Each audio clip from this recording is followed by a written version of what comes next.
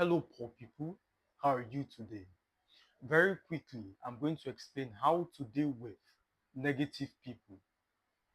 And the reason this subject is so important is unaddressed, they will drain your energy, even worse, hold you back.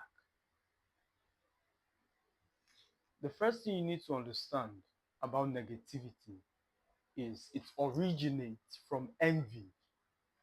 Negativity or envy is a consequence of negativity. Think back to the early stages of your career, your business, or whatever area it is you're experiencing negativity. There was nothing like that at the beginning stages. All of a sudden, you begin to make considerable strides. The hierarchy notices you, or the boss is aware of progress, and boom, you become the antagonist, an object of every single person's negativity. Co-workers, friends who once rooted for you are now trying to sabotage your efforts. You see, negative energy cannot be directed in your space without considerable effort. And yes, we'll still delve into the aspects of how to deal with all of this. Fear not. But for now, I want you to understand perfectly what you're experiencing. This is not just demons. This is not a spiritual attack. Yes, it is the devil moving through men. But I want you to come to the conclusion this is perfectly normal. You're not the first person. It's not something that cannot be solved. It's not a consequence of why me or why is this happening. No, I want to save you the stress. So, negativity, negative people is perfectly normal when you're experiencing progress. And you notice something very interesting in all your experience is this energy usually comes from friends, family, people you had no idea are capable. Why? Because success does something to the individual. Success, being successful, someone you know or you used to know, you had dinner with this person, perhaps you were from the same background, and all of a sudden he's successful in an area. It does something to you.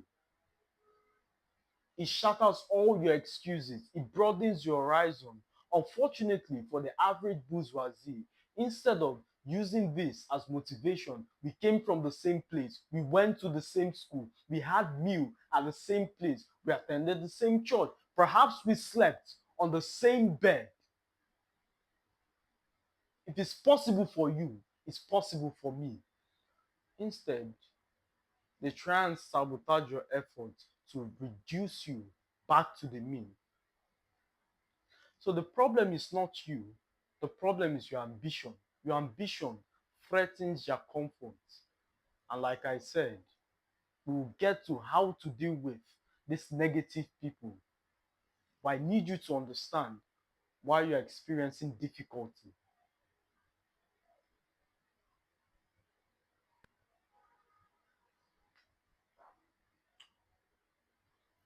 I promise I would make this short, so let me not delve into stories and elaborate unnecessary. The first way to deal with negative people is to ignore it. Ignore it completely. Answer this question. Two wolves, one in the light, the other in the dark. Which do you think would survive? The one you feed. And I know this answer diverges from the norm. You would expect it to be the one in the light. It's a psychological trick question, which we can get into if you like. But it's the one you feed. The more you respond to these negative attacks, you are conscious of these negative people, the more you give them credence. There was this guy in silent competition of wit with me. Anybody who meets me for the first time or have any kind of encounter with me, quickly, I'm a person of ambition. I'm motivated. I'm driven. I have purpose. I'm strategic, especially when it comes to business. So I noticed something. There's this particular guy who would always amplify my weakness, downplay my strength, as well as win. In response, I would combat, try and verbally explain my point, or why I did XYZ, or why I'm doing something, or why this would work. And one day, something very interesting happened. I snapped, not again. And whenever he would raise questions in the board meeting, I would simply nod my head. The end would justify the means. So silently, I allowed my results. I built a track record of wins and allowed it to do the talking. In response to this new motive, leaders, chairman, and the hierarchy noticed my consistency in producing results. So whenever this young man would raise an opposition against my points, the answer that always came back is, "What have you done?" Which is a very good question. You would notice something very phenomenal with all of these negative people is they do not build something. They are not builders. They're destroyers. They don't have anything going for them. They are miserable. They reek with negativity. Their energy is terrible. It's not someone you want to hang with. So what have you done? Is always the response given to this young man. And after a while, he backed down. Quick microphone check. I duly apologize. I still have PTSD from the previous lifestyle. I said it. Excuse me.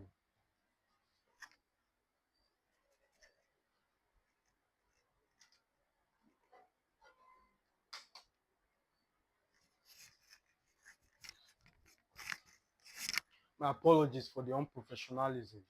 But previously, I used to use a device for recording and in a terrible ambience. So once the sun hit the glass back, it's the temperature rises significantly, causing the video to end, such that after my rants, after pointing fingers, being intellectual for several hours, I go behind and figure out I have to do the video again. It wasn't recording. Or the battery life of my previous microphone would run out, and while I'm speaking, enjoying myself, giving metaphors, using analogies, I go behind, I figure out I have to do the video again. So it's kind of like PTSD from previous experience. Old habits die young, they say. Die hard, rather. Old habits die hard, they say. So I'm going to keep checking until I rid myself of faulty equipment such as this. Anyways, back to the original discussion.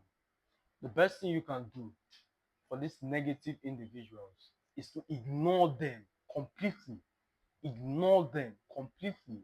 Once you're silent, you give them the silent treatment, you signal your opinion doesn't matter, their negativity does not affect you in any shape or form. Image the small wound, you ignore it, it heals by itself. But if you go to the doctor's office, he bandages it up, applies all kinds of mechanisms, spreads it open, it takes significantly more time and it's even more painful to heal. Had you left it, time would heal itself. So there are sometimes on a chessboard, the best move is not to engage.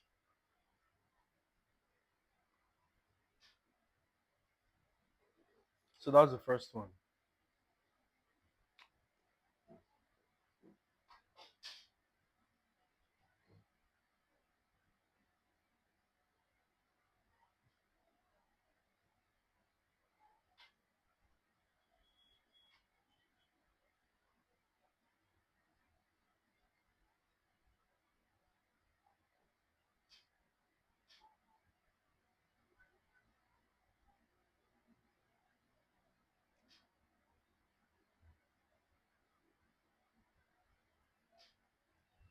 The second is a power move.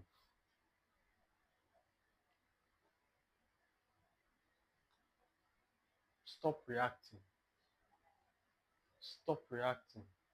If you notice in the first story, in order to achieve that outcome, I snapped. I stopped giving them credence. I ignored this man completely. So once you stop reacting, it's a power move. It all ties back to the same point. Getting this person to come to the conclusion his opinions doesn't matter, his effort doesn't register.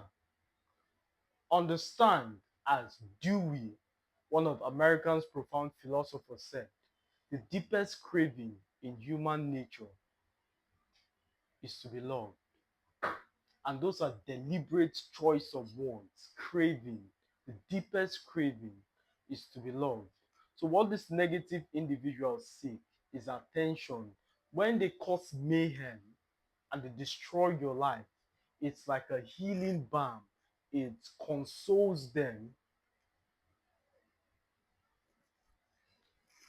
of their miserable of a life. So the more they cause you pain, the more it's healing to them. Do you understand? So as a smart person, the best move to make is not try to fix them, is not try and convince them of your position, as I previously tried to do and failed, by the way, but to stop reacting. Let your action speak for itself.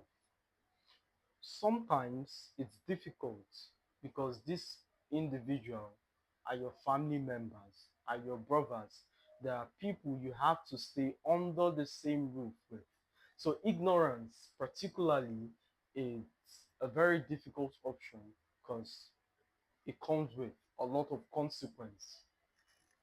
Ignorance isn't malice. You're not a 12-year-old. You're not a kid. You do not keep malice. You're a full-grown adult. Keep it neutral. Let them feel that their conversation, their advice as touching your life is irrelevant. No one's going to fault you for that. Ah, bro, I think this graphic designing you're doing, there's no profit in it. I know people who have failed. I advise you, do not engage. It's rubbish. It's not profitable. Stop doing it now. I hear you. Go back to work. I guarantee you that will be the last advice you get from that person. Traders, trading is inefficient. By the time you go round trip, the brokerage fee would have amassed at least 8 to 10% of your capital. Mind you, you've not made any trade, neither have you made profit. It's even worse when you lose, or even if you make a profit, the sale from the trade, and they're giving you a lot of breakdown in an attempt to dissuade you from that course. Your response? All right, I've heard you. Move on. It becomes difficult for that person to penetrate your defense. Remember, smart people don't try and fix negativity. Most people do. Smart people control their exposure. Come to that conclusion and you'll be fine. As always, my friends, it's a pleasure speaking to you. I'll see you in the next one.